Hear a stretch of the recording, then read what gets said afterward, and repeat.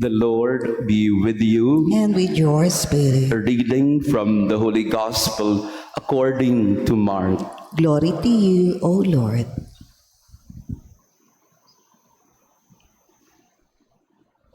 Jesus and his disciples left from there and began a journey through Galilee, but he did not wish anyone to know about it. He was teaching his disciples and telling them, "The Son of Man is to be handed over to men, and they will kill him. And 3 days after his death, the Son of Man will rise." But they did not understand the saying, and they were afraid to question him.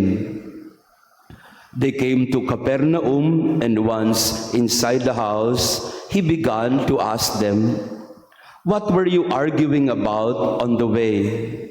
But they remained silent, for they had been discussing among themselves on the way who was the greatest.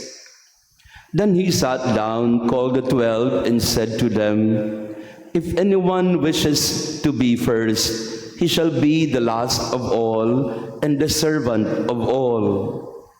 Taking a child, he placed it in their midst, and putting his arms around it, he said to them, "Whoever receives one child such as this in my name receives me, and whoever receives me receives not me, but the one who sent me."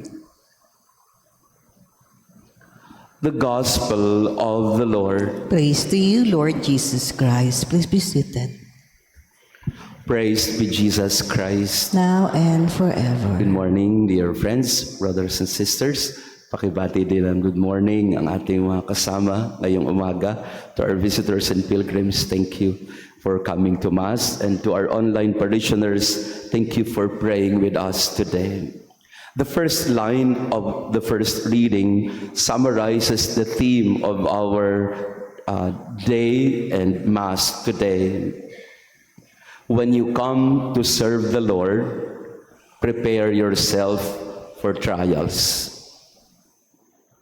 The book of Sirach tells us, when you come to serve the Lord, stand in justice and fear and prepare yourself for trials.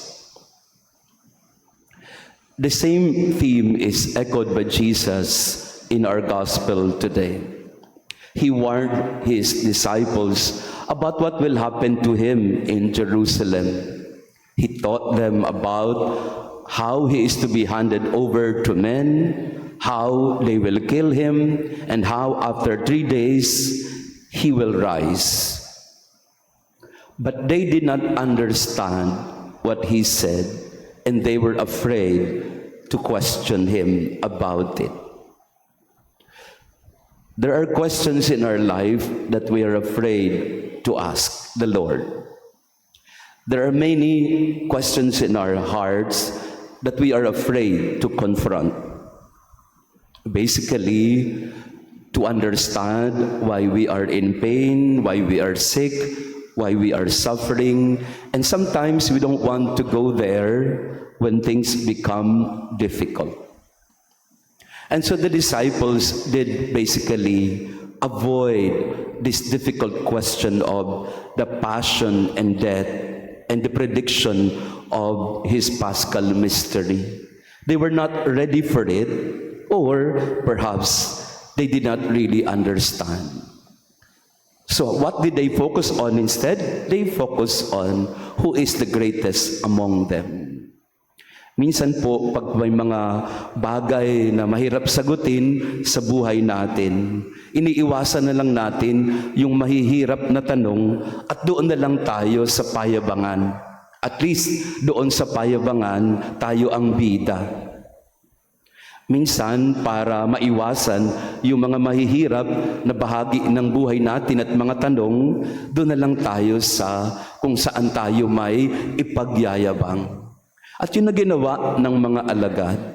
Iniwasan nila yung tanong about the passion and the death and even the resurrection because they could not fully grasp it. Doon na lang sila sa alam nila. At ano yung alam nila? Yung galing nila. At nagpapataasan sila. At madalas sa hindi, tayo yung mga alagad. Marami tayong hindi naiintindihan, marami tayong tanong, pero ayaw nating komprontahin kasi nga takot tayo. But the book of Sirach warns us today, for those who come to serve the Lord, prepare yourself to be tested. Prepare yourself for trials. You have to confront yourself and your fears. You cannot avoid all the time. Maybe for some time, you will avoid the main question in your life, and you are afforded that. You are given some, in a way, leeway or space to avoid the difficult questions. Pero darating at darating sa punto ng buhay natin na haharapin tayo ng tanong na yon at wala na tayong magawa kung hindi sumagot. Jesus went to that point when he had to be confronted with the cross. And all of us are also confronted in the same manner every day, even if we wish to avoid them. So ang tanong po sa araw na ito, ano yung mga masasakit at mahihirap na tanong sa buhay natin na ayaw nating sagutin at kompromitahin sa ating mga sarili? Kasi natatakot tayo. The disciples avoided the entire question about death and passion. They were not ready for it. And maybe for us, sometimes we are not ready for the difficult questions. So today, we ask ourselves, what is that most difficult question in my life that even to this day, up until now, at this very moment, I refuse to accept. I refuse to respond or address. Kaya tama-tama rin yung tanong na ito sa araw na ito, no? 39th anniversary ng EDSA. Parang una, nakalimutan na natin ito, at pangalawa, hindi naman talaga natin sineryoso ito. Kasi nagkaroon ng sagot at solusyon, pero hindi naman talaga sinagot ang mga tunay na tanong. No? Siguro pinaalis ang isang rehimen, pero hindi naman talaga sinagot ang paano natin ibabangon ang sarili natin. Hindi natin sinagot yun eh. Hindi natin kinumpronta ang ating mga sarili na ano ba mga dapat na ayusin sa ating mga sistema, sa ating edukasyon, sa ating pag-iisip, sa antas ng ating pamumuhay. Hindi natin sinagot ang mahihirap na tanong. Umasa lang tayo sa people power. Pero hindi natin talaga sinagot ang mga mahihirap na tanong, kagaya ng dynasty, kagaya ng korupsyon, kagaya ng pagboto ng maayos at tama. Yan. Isang konferensya po yan, kung pupunta po ako dyan. Siguro dito na lang muna tayo sa antas ng ating mga sarili. Ano yung mahirap na tanong na ayaw kong sagutin hanggang ngayon sa buhay ko? At siguro sa oras na ito at sa araw na ito, pagdasal din natin si Pope Francis po, no? Ang kanyang kagalingan. Admittedly, the Holy Father is in a difficult situation, and that is why the Church is calling on all of us to come together to pray for him. Hindi ho madali ang kanyang dinadaanan. And there could be the possibility of you know what. Ayaw nating harapin yun eh. Ako din, personally, parang ayaw ko pang mawala si Pope Francis. No? Wag naman, Lord, hindi pa tayo handa. Pero siguro, dapat din nating kumprontahin ang ating mga sarili. Handa na ba tayo sa bagong Santo Papa? Sa araw ding ito, yung aking classmate, si Father June, si Bishop June ng Bataan, siya ay magiging bishop. At yun, isang tanong doon minsan nakakapagkwentuhan kami, isang tanong sa kanyang buhay yun eh. Tatanggapin ko ba to? Kasi sakripisyo ito eh. Hindi naman promotion ito eh. Ito ay isang malaking sakripisyo para sa akin. So tatanggapin ko ba ang krus na ito? At ang tanong na ito, nakaakibat ng mga tanong na hindi ko masasagot agad-agad. Yan. Pakitanong nga ang katabi mo. Anong tanong mo? Ang tanong mo ba ngayon, kailan kaya ako makakapag-asawa? O kaya ang tanong ko kailan kaya darating ang visa ko? O kailan kaya ako gagaling? Kailan kaya ako makakalabas ng ospital? Kailan kaya ako makakabayad ng utang?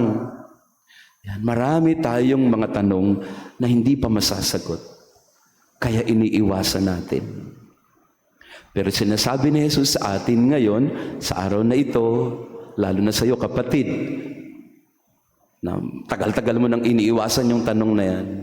Today, the Lord is asking you, if you want to serve me, be ready. If you want to follow me, be ready to answer the difficult questions in your life. Praised be Jesus Christ. Now and forever.